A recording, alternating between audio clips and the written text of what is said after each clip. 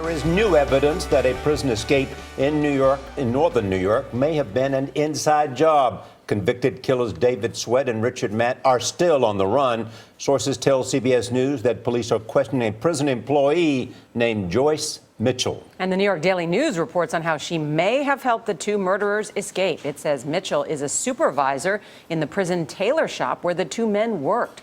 Sweat and Matt were reportedly held in an honor block, allowing them to spend more time out of their cells and in a shop where they had access to tools. The Daily News says one of the inmates used a guitar case to carry the power tools they used to cut their way out.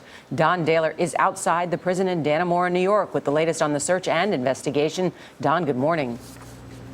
Good morning. This prison's walls are over 30 feet in places. There's razor wire, guard towers, and floodlights, which is probably why these two men decided to go under these walls to escape. And now, as investigators are looking at over 150 leads, they're also looking at the possibility that they had help both inside and outside those walls. Police continued searching for any signs of David Sweat and Richard Matt, but for a third day, the searches turned up nothing. Checkpoints in and out of Dannemora continue to be manned by armed officers, and schools have added security. I think people are concerned for their safety, absolutely. I mean, you'd be foolish not to be. Authorities say the convicted killers used power tools to cut their way through the wall of their adjoining cells, break through a brick wall, and climb out onto a 6-story high catwalk. They then cut a hole into a 24-inch wide steam pipe, shimmied through a maze of tunnels before cutting a lock and chain on a manhole cover 3 blocks from their prison wing to complete their escape. One of the few things they left behind was a taunting note.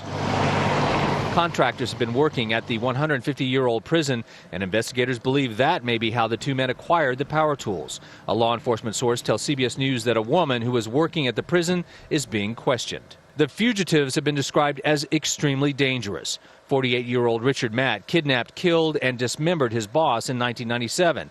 David Sweat, 34, was a burglary suspect in 2002 when he and his accomplices shot Deputy Sheriff Kevin Tarsia 15 times and ran him over. Stephen Tarsia is the deputy's brother. They weren't never supposed to ever see the light of day. The feelings is just disgusted. I can't believe it. They're out. Criminologist Dr. Jeffrey Butts worries the two fugitives have nothing to lose. They will engage in a fight to the death to avoid going back to prison. They would probably do whatever it takes to avoid that fate.